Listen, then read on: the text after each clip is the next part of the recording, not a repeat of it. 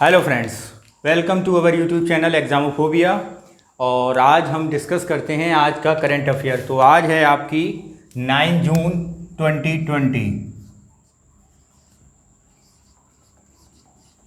ठीक है, तो आज का हमारा एग्ज़ाम के पॉइंट ऑफ व्यू से सबसे पहली न्यूज़ है BS6 व्हीकल्स की एक नई गाइडलाइन जारी की गई है। क्या किया गया है? BS6 व्हीकल्स को ISO 1979 के नियम के अनुसार जो B6 व्हीकल्स होंगे, वाहन होंगे, उनको अपनी एक नई नंबर प्लेट जारी की गई है उनके लिए। अब उसके लिए आप लोग कहेंगे क्या है? उसके लिए ये है कि BS6 वाहनों में एक नंबर प्लेट में एक ग्रीन रंग की, किस रंग की? ग्रीन रंग की 1 सेंटीमीटर चौड़ी पट्टी लगाना अनिवार्य किया गया है। समझ में आया? जैसे आप अगर हम इसकी डिटेल में चलें तो हमारी कौन सी न्यूज़ है? VS6 वाहन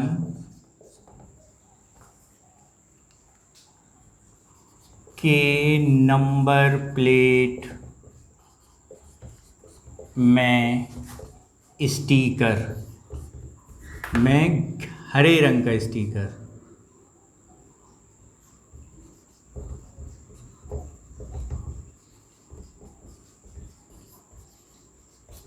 ठीक है। तो आपको पता हो एक विशिष्ट कलर बैंड जारी किया गया है, वो उस कलर बैंड का कलर क्या होगा? ग्रीन होगा। ठीक, जैसा आप लोग जानते हैं कि पेट्रोल और CNG के वाहनों को लाइट ब्लू कलर की नंबर प्लेट लगाते हैं और इसी प्रकार डीजल के वाहनों को ऑरेंज कलर की नंबर प्लेट लगाते हैं। तो उसी नंबर प्लेट के बीच में, यानी जैसे आपकी ग्रीन और CNG वाली बाइक है या आपका व्हीकल्स है, तो आप में उसमें 1 सेंटीमीटर चौड़ी हरी बैंड यानी स्टिकर, हरे रंग का बैंड लगाएंगे। और उसी प्रकार जैसे आपका डीजल का व्हीकल्स है तो आप ऑरेंज कलर का बैंड लगाएंगे। ठीक है, ओके। तो ये आपका आज का पहला करंट अफेयर है एग्ज़ाम के पॉइंट ऑफ व्यू से। और ये जारी कब से है? कब से लगाना अनिवार्य किया है? 1 अप्रैल 2020 से इसे लागू कर दिया गया है। ठीक, नेक्स्ट पर चलें हम लोग। नेक्स्ट हमारा है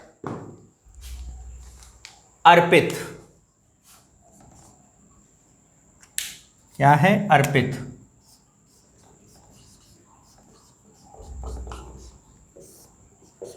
अब आप समझें अर्पित क्या है।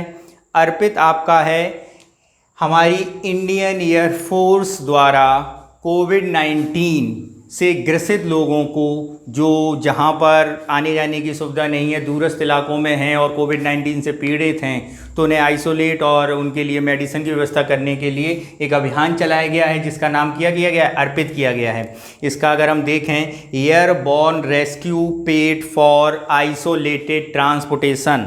क्या है? Airborne rescue pod for isolation ट्रांसपोर्टेटेड।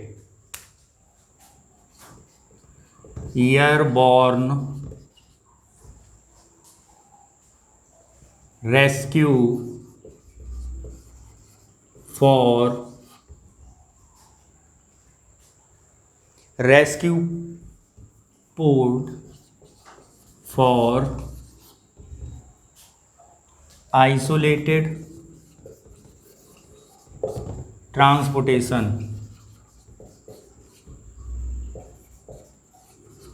ठीक है, यानी भारतीय एयरफोर्स द्वारा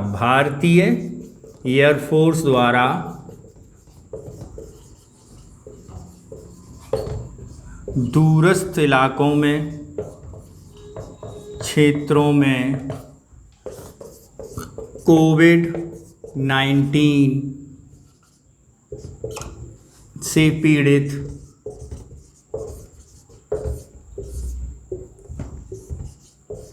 लोगों तक उपचार पहुंचाने के लिए।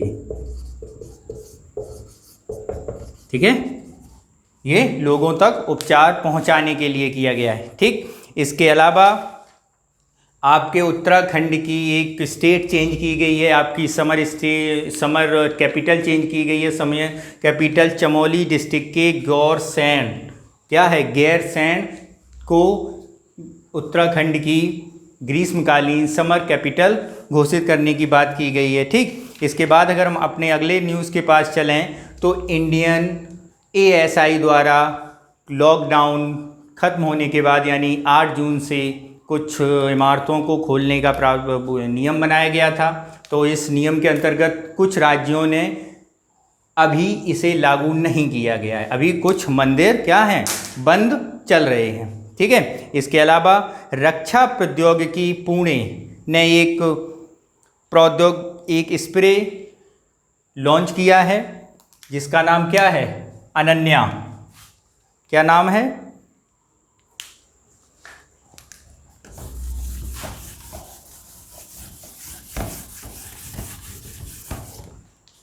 अनन्या,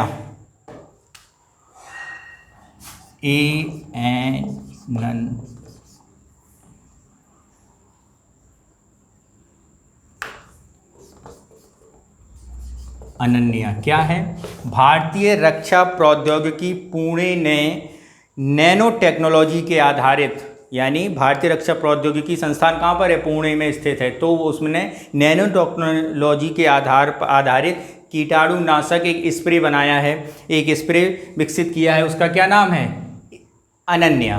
ठीक है, यानी अगर हम इसमें देखें रक्षा प्रौद्योगिकी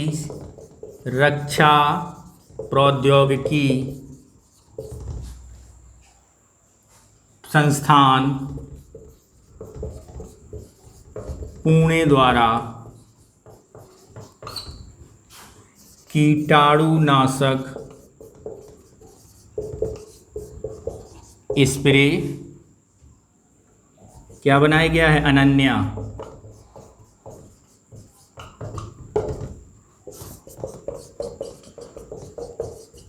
ओके, तो ये आपकी अगली है। नेक्स्ट आपका है, कल था आपका 8 जून, तो 8 जून को होता है विश्व महासागर दिवस। क्या होता है, विश्व महासागर दिवस, वर्ल्ड ओशियन डे।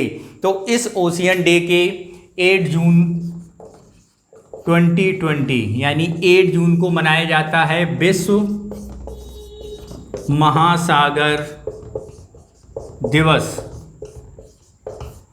और इस दिवस की थीम क्या थी, अगर हम इसकी बात करें थीम की, तो इस दिवस की थीम थी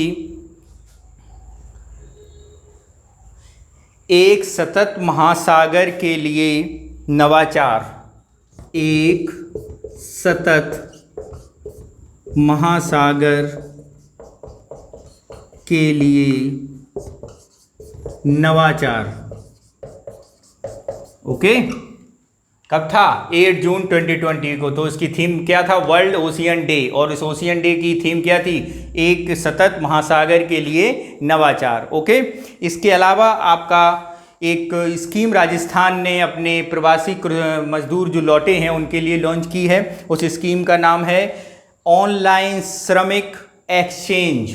क्या शुरू की है, ऑनलाइन श्रमिक एक्सचेंज। जैसा कि आप लोगों को पता है कोविड-19 के कारण नॉर्थ के स्टेट के जो लेबर थी वो वापस आई है, और उस लेबर की गणना की जा रही है प्रत्येक राज्य द्वारा, चाहे आपका उत्तर प्रदेश हो, बिहार हो, राजस्थान हो, छत्तीसगढ़ हो, मध्य प्रदेश हो, सब ने उनके लिए एक स्कीम बनाई है। और उसी स्कीम के अंतर्गत अगर हम राजस्थान की बात करें तो राजस्थान ने अपने श्रमिकों के लिए एक स्कीम बनाई है जिसका क्या नाम है, ऑनलाइन श्रमिक एक्सचेंज अभियान शुरू किया गया है। ओके, इसके अलावा के भी एक केसर और हींग की पैदावार बढ़ाने के लिए एक भारतीय हिंदुस्तान संस्थान हिमाचल प्रदेश में जो स्थित है,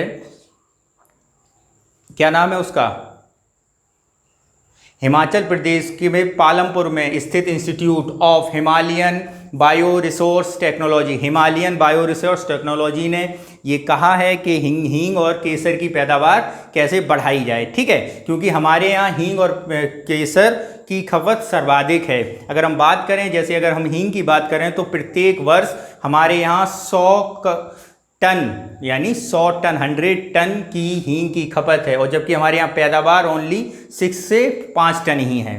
ठीक, इसी प्रकार केसर का भी यही है।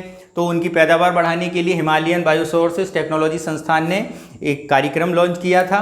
ठीक, इसके बाद अगर हम बात करें अपने अगले करेंट के बारे में, तो हमारा अगला है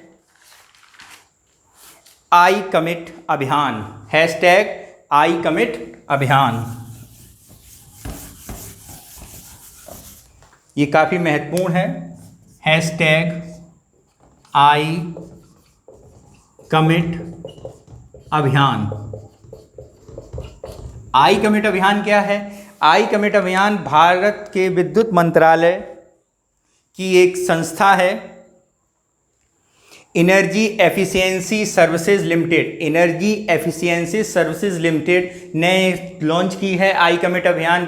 जो भारत के नवीकरणीय ऊर्जा राज्य मंत्री हैं मिस्टर R.K. सिंह, उन्होंने इसको लॉन्च किया है। इसमें होना क्या है, इसमें जैसे कई टूटी हुई परियोजनाएं, टूटी हुई मतलब अलग अलग बिखरी हुई परियोजनाओं को एक साथ सबमिट करना है। जैसे आपकी उजाला है, आपकी सौभाग्य है, आपकी अटल ज्योति योजना है, किसानों के लिए कुसुम योजना है। तो ऐसी बिखरी हुई सारी योजनाओं को जो एनर्जी इफिशियंसी, एनर्जी से रिलेटेड हैं, उन्हें एक साथ लाना है, जिससे लोगों को उसकी एफिशिएंसी, उसके एवोल्यूशन को समझाया जा सके और उनका प्रयोग किया जा सके, सस्ते से सस्ती बिजली मुहैया कराएं और एनर्जी का प्रयोग किया जाए। ठीक है, जैसे कई बिखरी योजनाएं, जैसे आपकी उजाला हो गई, आपकी अटल ज्योति योजना हो गई, आपकी सौभाग्य योजना हो गई, LED की अन्य योजनाएं हो गई, जैसे उदय योजना हो गई, स्मार्ट मीटर योजना हो गई। तो सारी योजनाओं को एक ही मंच के अधीन लाने के लिए एक अभियान शुरू किया गया है। क्या नाम है? हैशटैग आई कमिट अभियान। ओके, इसके अलावा एक healthy and energy efficiency building की भी बात की जा रही है, healthy and energy efficiency building. इसमें क्या है, जितने भी भारतीय गवर्नमेंट सरकार के या राज्य सरकार के ऑफिसेज होंगे, उन्हें एनर्जी एफिशिएंस बनाने की कोई बात की जा रही है। एक संस्था USA की है, उसने इस में को पहले भी लॉन्च किया था। तो भारत अब इससे जुड़ने की बात कर रहा है एनर्जी एफिशिएंसी बिल्डिंग में। ठीक, तो ये आपका आज का करंट रहा है। अगर आपको इस करंट का PDF प्रोवाइड करना चाहिए तो आप हमारे टेलीग्राम चैनल को सब्सक्राइब करिए और हमारे YouTube चैनल को लाइक और सब्सक्राइब करिए। Thank you.